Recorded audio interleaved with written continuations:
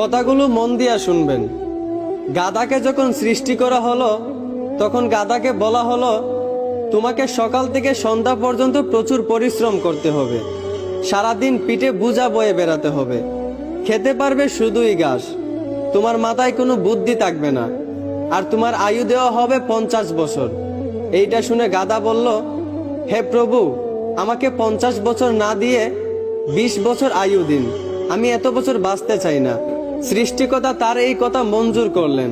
তারপর যখন কুকুরকে সৃষ্টি করা হলো তখন কুকুরকে বলা হলো, তুমি হবে মানুষের একজন কাছের বন্ধু, আর তোমার খাবার হবে মানুষের থেকে যাওয়া জুটা খাবার, আর তোমার আয়ু দেওয়া হবে 30 বছর। এইটা শুনে কুকুর সৃষ্টিকর্তার কাছে হাত জোর করে বলল, হে প্রভু, আমি 30 বছর বাঁচতে চাই না, আমাকে 30 বছর থেকে 15 বছর আয়ু দিন। সৃষ্টিকর্তা তার এই কথাও মঞ্জুর করলেন। তারপর যখন